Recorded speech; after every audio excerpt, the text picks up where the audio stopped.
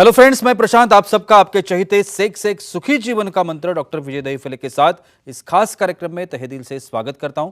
दोस्तों, हमें जब भी कोई मेडिकल इमरजेंसी आती है या फिर स्वास्थ्य से जुड़ी कोई भी परेशानी सताती है, तब हम क्या करते हैं?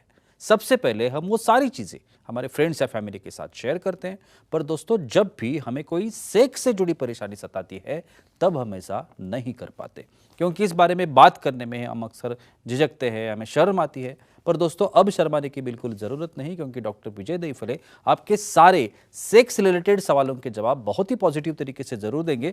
दोस्तों, शो को शुरुआत करते हैं, लेकिन उसके पहले जानते हैं डॉक्टर विजय दहीफले इनके बारे में। विजय दहीफले ये एक जाने माने सेक्सोलॉजिस्ट, यूरोलॉजिस्ट और एंड्रोलॉजिस्ट है। डॉक्टर दहीफले जी के क्लिनिक और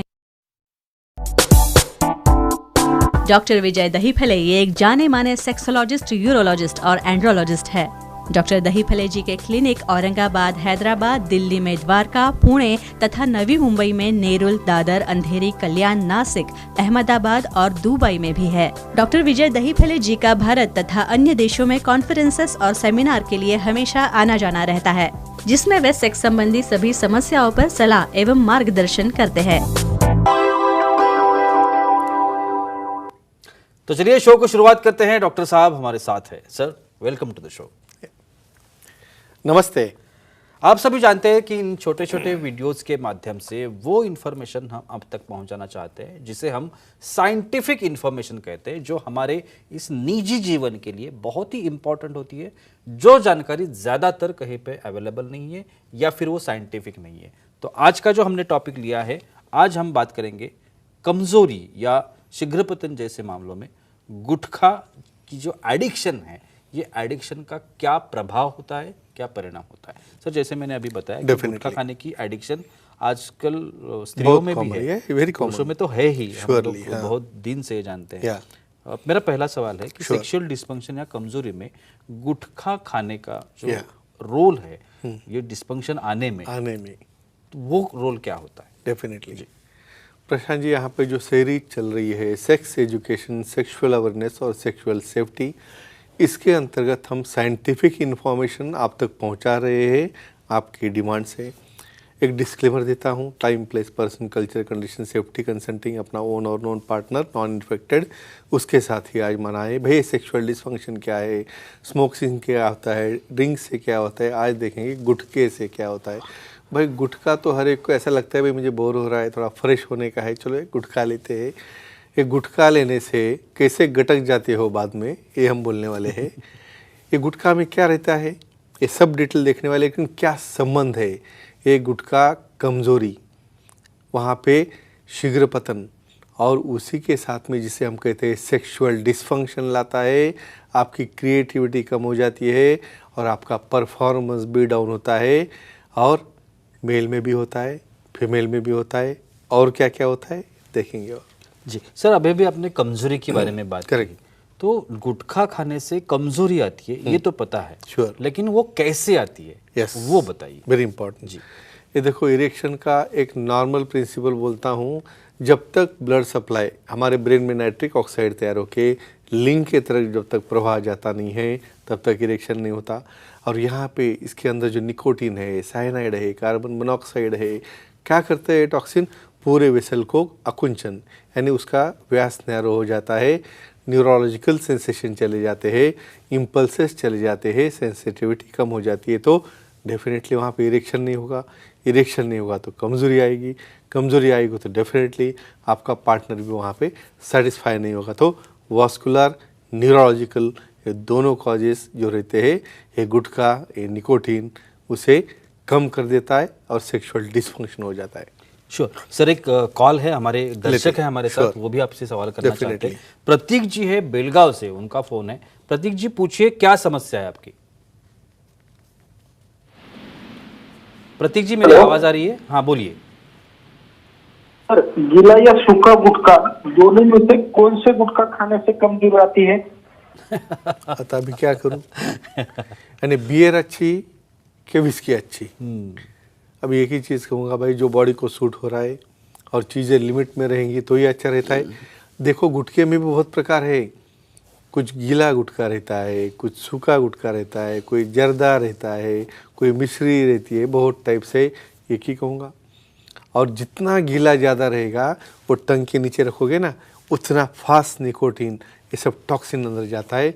तो भाई दोनों भी टॉक्सिक है, दोनों के भी कॉम्प्लिकेशन है। इरेक्टाइल डिस्फंक्शन तो होता ही होता है, लेकिन कार्डियक प्रॉब्लम है, हार्ट अटैक है, स्ट्रोक है, ये सब कुछ भी इसकी वजह से हो सकता है। तो फ्रेंड्स, जो भी है गीला हो सूखा हो, धीरे धीरे उसे कम करो। मैं नहीं लेना बोलने के बाद आप बोलेंगे भाई आप क्या बात कर रहे हो, तो धीरे धीरे कम करो, लिमिट में आ जाओ और जो बॉडी को सूट होता है वही करो। बिल्कुल सर, सेक्स करने में एक्टिविटी जिसे हम लोग कहते हैं, तो एक्टिविटी करने के लिए भावना की बहुत जरूरत है। हाँ, श्योर। लेकिन जब आप गुटखे जैसा एक आध व्यसन करते हो तो उसका जो परिणाम है हाँ। ठेठ भावना पर होता है। Yes। वो कैसे, वो थोड़ा सा बताइए। डेफिनेटली बॉडी के अंदर जो लव मॉलिक्यूल्स है, जो पूरे डोपामिन है, ऑक्सीटोसिन है, उसके बाद इस्ट्रोजन है, टेस्टोस्टेरोन है, ये बहुत मेल फीमेल के दोनों में बोल रहा हूँ मैं। ये क्या करते हैं, ये सब न्यूरोट्रांसमीटर, ये जो टॉक्सिन्स तुम्हारे गुटखा यहाँ रखने से पूरे के पूरे टॉक्सिन्स ब्रेन को अफेक्ट करते हैं, उसके सेंटर को अफेक्ट करते हैं, हार्मोनल इम्बैलेंस करते हैं, जो एंजाइम्स बॉडी में बनते हैं उसको अफेक्ट करते हैं। और इमेजिन करो टेस्टोस्टेरोन डाउन हो गया आपका, कहाँ से इच्छा होगी, कहाँ से फीलिंग आएंगे और कहाँ से आप एक्टिविटी करोगे। मैं दोनों के बारे में बोल रहा हूँ, मेल और फीमेल, तो दोनों में भी इसकी भावना चली जाती है, डायरेक्ट हार्मोन्स और एंजाइम के ऊपर, एंड्रोजन्स के ऊपर परिणाम होने की वजह से।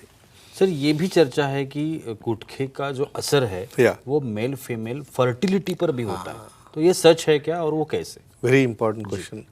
अभी देखता हूँ कॉलेज के प्रांगण में एक 18 साल नहीं 15 साल से स्टाइल में सिगरेट चालू है, गुटखा चालू है। ऐसा लगता है भाई ये रिचनेस का साइन है। अभी यहाँ पे कितनी गरीबी आ रही है आपको, आपके मेंसेस शॉर्ट हो रहे हैं, मतलब बहुत ही जल्दी मेंसेस चले जा रहे हैं, मीनोपॉज जल्दी हो रहा है, आपका ओव्यूलेटरी साइकिल यानी जो बीजांड निकलते अंडे वो निकलना बंद हो रहा है। कहाँ से होगा बच्चा? और मेल में भी स्पर्म का डीएनए अफेक्ट होते जा रहा है, स्पर्म एबनॉर्मल हो रहा है, उसके अंदर पोटेंसी नहीं है, कहाँ से होगा बच्चा? तो अब के स्टडी में मेल और फीमेल दोनों में इनफर्टिलिटी लाने का गुटखा ये बहुत कॉमन कारण है। बिल्कुल सर, और एक फीमेल है हमारे साथ, उनका कॉल है, Definitely। उनके हमारे दर्शक है, वो Very भी सवाल important। करना चाहते हैं। निशा जी है उरन से, उनका फोन है। निशा जी पूछिए, क्या सवाल है आपका? Hello sir. नमस्कार, पूछिए। सर, गुटखा खाने से माहवारी पर क्या असर होता है और बच्चा होने में कोई दिक्कत आती है क्या, तो जानकारी दीजिए। अभी सर इसके बारे में हमने अभी इसका और आगे का एक्सप्लेनेशन बोलता हूँ। इसमें देखो हमें क्या लगता है भाई हम यहाँ से तो गुटखा खा रहे, क्या संबंध होगा उसका? क्या क्या है गुटखे में? सब टॉक्सिन्स है, 2000 प्रकार के टॉक्सिन्स है। इवन सिगारेट हो या गुटखा हो, ये सबका पहला परिणाम आता है ईस्ट्रोजन। ईस्ट्रोजन एक फीमेल हार्मोन है जिसके अंदर एलएच सर्ज जिसे बोलते हैं। कैसे आती है महावारी? जब तक एलएच सर्ज नहीं होता, यानी ल्यूटिनाइजिंग हार्मोन वो नहीं होता, तब तक वहाँ पे ओवुलेशन नहीं होता और यहाँ पे अनओवुलेटरी साइकिल आना चालू हो जाता है। इतने अर्ली एज में आप गुटखा खाते हो, 17-18 साल में उसका माहवारी का साइकिल चला गया, इरेगुलर हो गया, ओवुलेशन नहीं हो रहा है और बहुत ही जल्दी मेनोपॉज होते जा रहा है। और मेल में भी उसका अफेक्शन हो रहा है, तो दोनों मिला के कंबाइन करोगे तो 90% प्रमाण इनफर्टिलिटी का हो रहा है। धीरे धीरे उस कम करोगे, विशेषज्ञ के दिखाओगे, सेक्सोलॉजिस्ट एंड्रोलॉजिस्ट को, उसे हम ट्रीट करके अच्छा कर सकते हैं। और एक बड़ी बात होती है गुटखा खाने से कैंसर जैसी बीमारी, तो ये कैंसर तो होता है गुटखा खाने वाला जो आदमी है उसके, कोई भी हो, लेकिन वो कौन सा कैंसर होने की संभावना ज्यादा होती है, उसके बारे में और उसका सेक्स के ऊपर क्या असर होता है? बिल्कुल। देखो यहाँ पे इमेजिन करो कैसे खाते हैं गुटखा, या कोई जर्दा हो या कोई तंबाकू हो, कैसे खाते हैं? ऐसा म्यूकोजा नीचे करके उसके अंदर छोड़ देते हैं, यानी सीधा ब्रेन का कनेक्शन ऊपर, यानी ब्लड वेसल से सीधा ऊपर जा रहा है। हमेशा वही जगह पे रखने से क्या हो रहा है, यहाँ के गम्स खराब हो रहे हैं, वहाँ पे इरिटेशन हो रहा है, चीक्स है, टंग है, बहुत बार इसोफेगस, स्टमक, लिवर तक चला जाता है, उसका कैंसर होता है। कैंसर होने के बाद क्या होता है आगे? पूरा हार्मोनल इम्बैलेंस। एक तो उनका मनोबल ही पूरा घट जाता है। कैंसर हो गया बोलने के बाद कहाँ से एक्साइट होगा, कहाँ से उसको अच्छा लगेगा भाई मैं अभी सेक्स करूँगा, मैं ये करूँगा, तो ओवरऑल इनडायरेक्टली ये टॉक्सिन्स कैंसर होने के बाद ये सेल्स उसकी वास्कुलरिटी जाती है, लिंग का सप्लाई जाता है, कमजोरी भी आती है। तो फ्रेंड्स, इसे धीरे धीरे आपको कम करना है।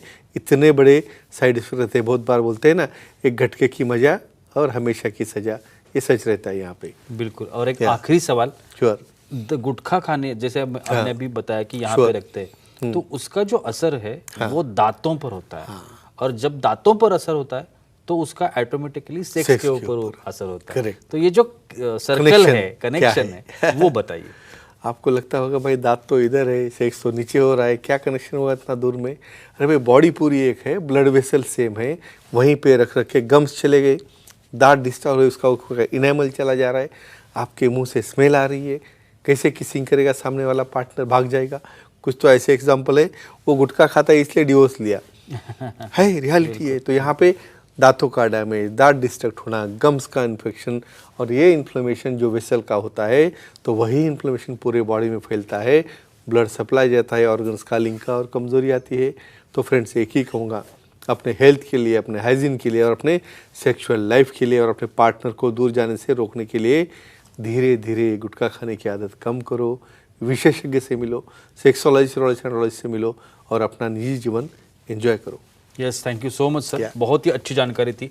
लेकिन वक्त की पाबंदी है, हमें यहाँ पे रुकना पड़ेगा। लेकिन आप अगर डॉक्टर साहब की सलाह लेना चाहते हैं तो स्क्रीन पर आपको अभी डॉक्टर साहब के कॉन्टैक्ट डिटेल्स दिख रहे हैं, उस पर तो आप कॉन्टैक्ट कर सकते हैं। लेकिन एक डॉक्टर साहब की वेबसाइट है www.andrologistvijaydahipale.com। इस वेबसाइट पर अगर आप जाते हैं तो वहाँ पे आप डायरेक्टली डॉक्टर साहब की अपॉइंटमेंट बुक कर सकते हैं, और जहाँ कहीं भी ऑल ओवर महाराष्ट्र में सर के सेंटर्स है, वहाँ पे आप डॉक्टर साहब को मिल भी सकते हैं। मेडिकवर करके खारघर नवी मुंबई में एक हॉस्पिटल है, जहाँ पे सर का नया ब्रांच शुरू हुआ है। आप वहाँ पे जाकर भी डॉक्टर साहब से मुलाकात कर सकते हैं। नवी मुंबई के एरिया में रहने वाले जो लोग हैं वो तो बिन दिक्कत यहाँ पे आ सकते हैं, और अपनी हर एक समस्या पर बहुत ही पॉजिटिव तरीके से सर के उपचार भी पा सकते हैं। तो चलिए रुकते इस एपिसोड में, अगले एपिसोड में फिर मुलाकात होगी। तब तक के लिए शुक्रिया।